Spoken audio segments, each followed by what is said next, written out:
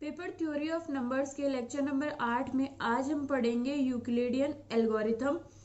Euclidean algorithm को पढ़ने से पहले हम जो है इसके ऊपर सेकंड वाली लेमा पढ़ते हैं। इससे पिछली वाली लेमा जो हमारी फर्स्ट लेमा थी, जिसको हम यूक्लिड लेमा भी कहते हैं, उसमें हमने क्या पढ़ा था, यदि a डिवाइड करता है b इंटू सी को और a और b का जीसीडी 1 है, इसका मतलब a डिवाइड करता है c को। आज हम सेकंड लेमा पढ़ रहे हैं। सेकंड लेमा का हमारा स्टेटमेंट क्या है, यदि a इज इक्वल्स टू है क्यू बी प्लस आर, तो सिद्ध कीजिए कि GCD of a b is equals to होगा जीसीडी ऑफ बी आर। यानी a जो है उसको हम b और r के लीनियर कॉम्बिनेशन में लिख रहे हैं, तो a का b के साथ जो जीसीडी होगा वो इक्वल होगा b और r का जो आपस में जीसीडी है उसके। ये हमें प्रूफ करना है। तो यहाँ पर हमने सबसे पहले क्या मान लिया, GCD of a b is equal to हमने मान लिया d है।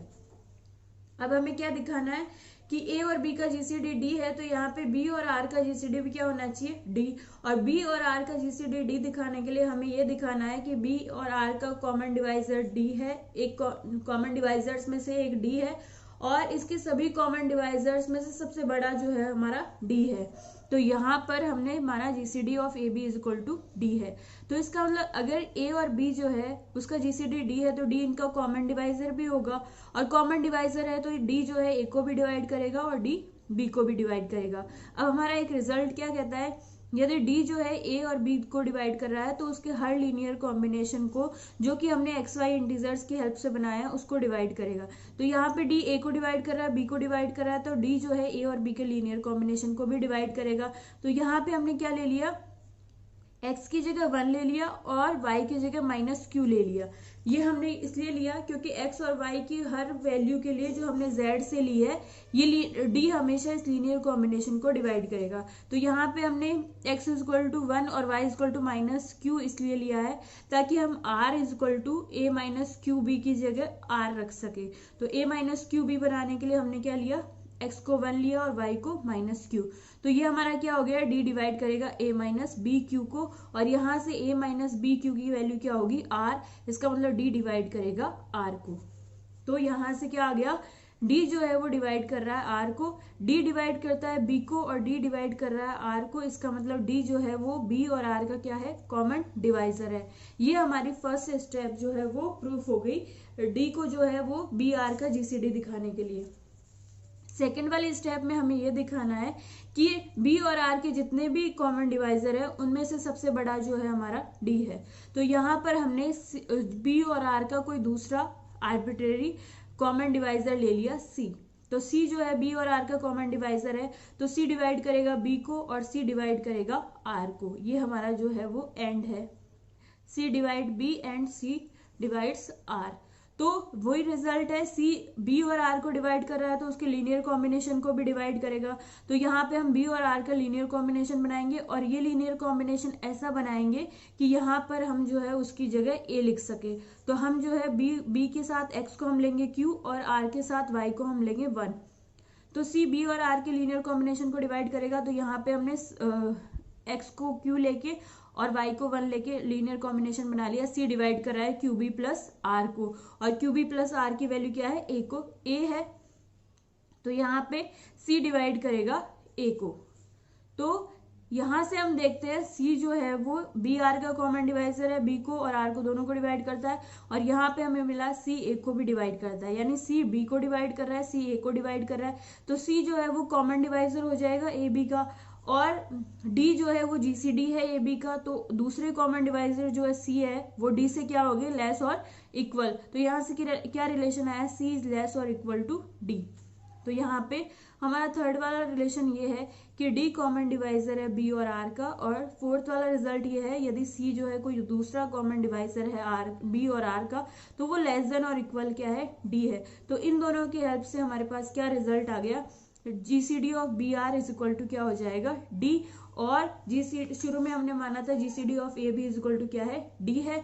दोनों का जीसीडी डी के इक्वल है, इसका मतलब GCD of a b is equal to GCD of b r. ये हमारा जो है वो यूक्लिडियन एल्गोरिथम की सेकेंड वाली लेमा हो गई। इसके बाद जो है हम यूक्लिडियन एल्गोरिथम पढ़ते हैं।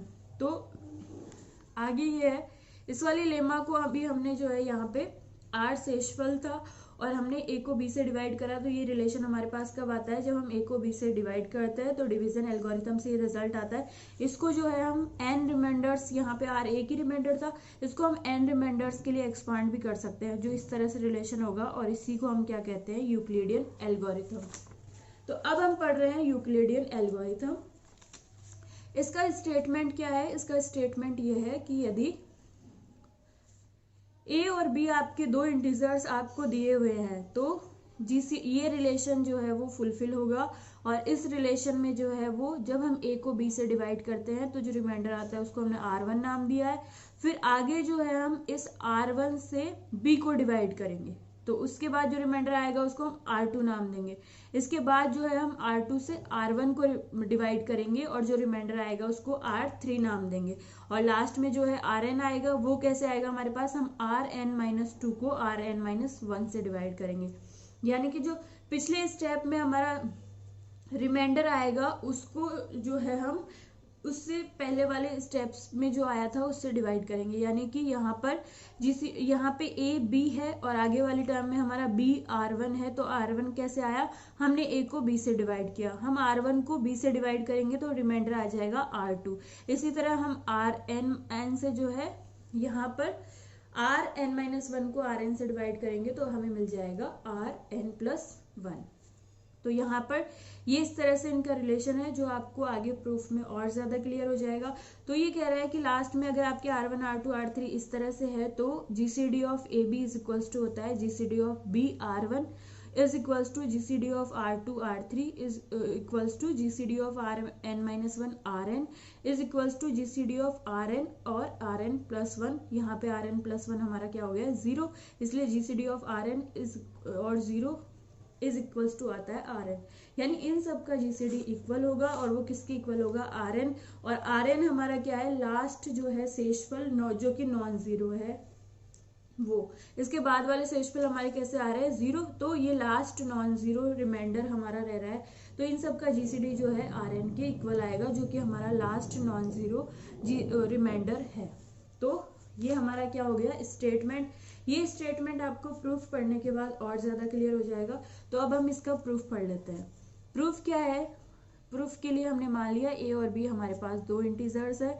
सुविधा के लिए हमने मान लिया कि ए जो है वो बड़ा और इक्वल है बी के, और बी जो है वो ग्रेटर देन 0 है, क्योंकि ये दोनों अगर पॉजिटिव है या ये दोनों नेगेटिव है तब भी इनका GCD आपस में कैसा आएगा, equal. GCD of mod a mod b is equals to होता है GCD ऑफ ए बी। इस पे साइन का फर्क नहीं पड़ता, क्योंकि हम डिवाइजर हमेशा पॉजिटिव लेते हैं, इसलिए यहाँ पे हमने इन दोनों को ग्रेटर देन 0 मान लिया, और ए को हमने बी से बड़ा और इक्वल माना है। क्यों माना है, क्योंकि हम बी का भाग देना चाहते हैं ए में, इसलिए हमने ए को बड़ा या इक्वल माना है।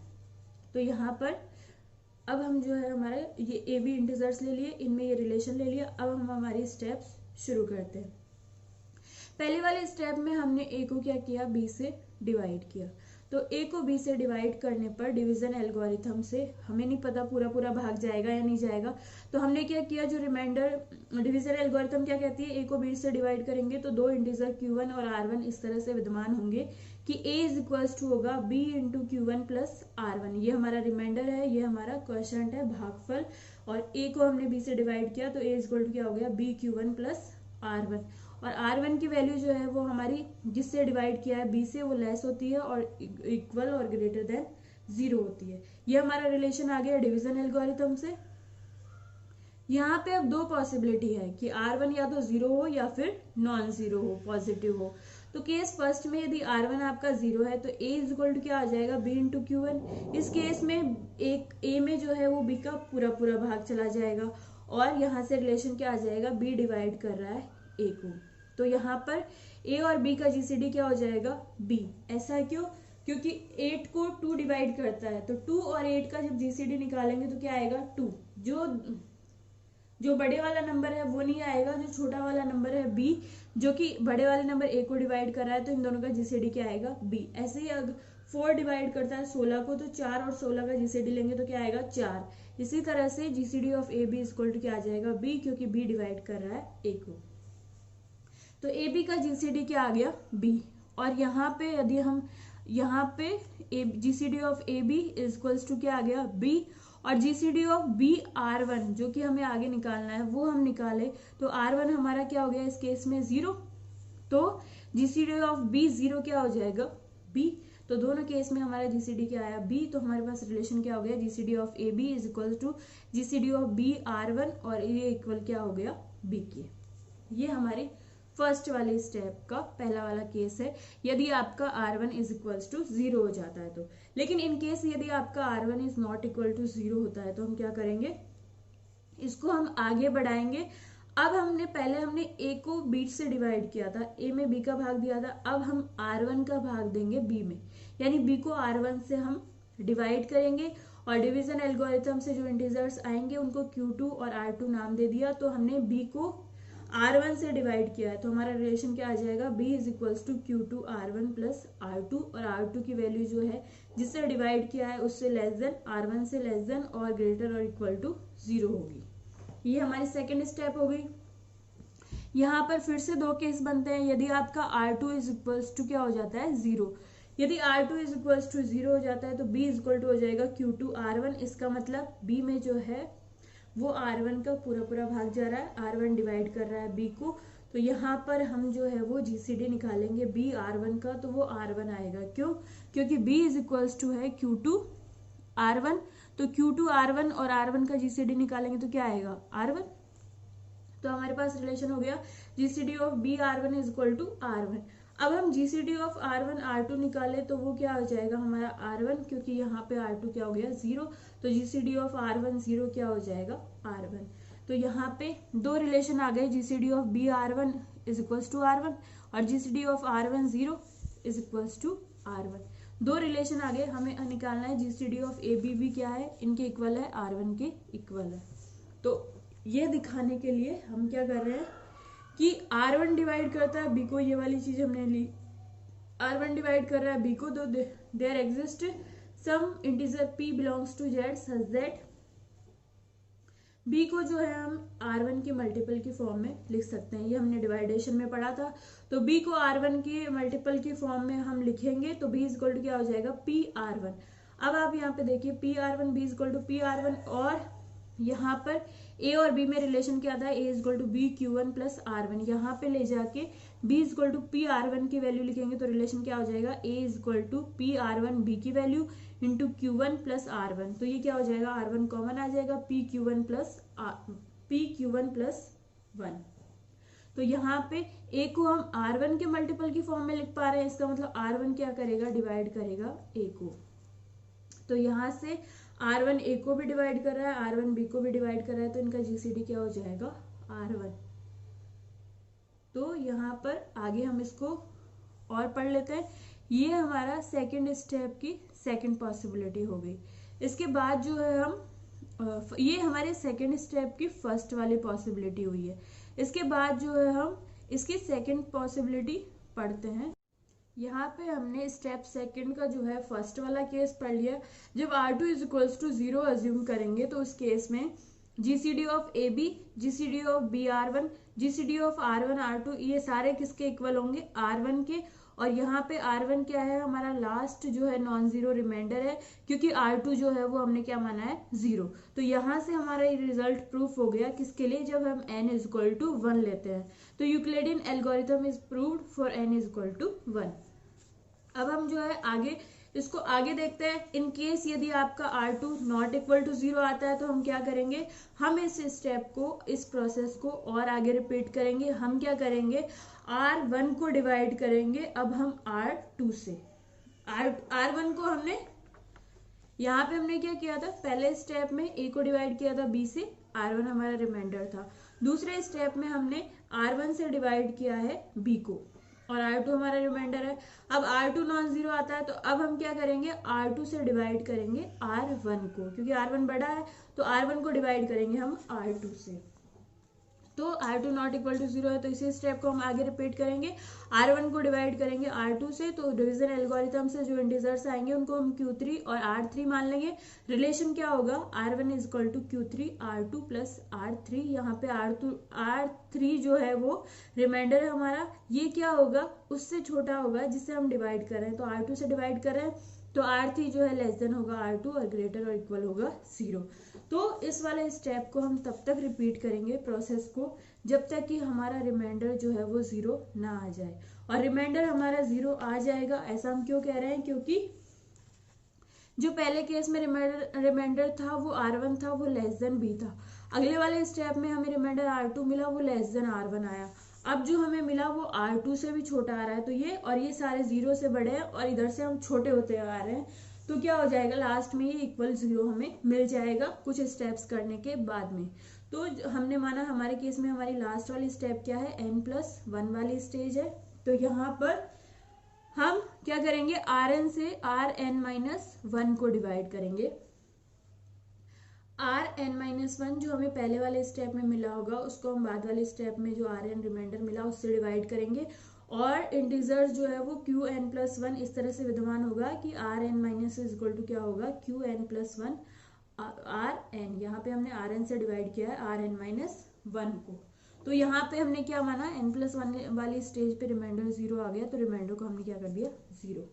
तो यहाँ पर यदि हम निकाले तो GCD ऑफ Rn और Rn-1 क्या होगा, Rn, क्योंकि Rn-1 Rn का क्या है, मल्टीपल है। तो यहाँ पर ये यहाँ तक आ गया, हमें तब तक इस प्रोसेस को रिपीट करना है जब तक कि हमारा रिमाइंडर 0 नहीं आ जाता।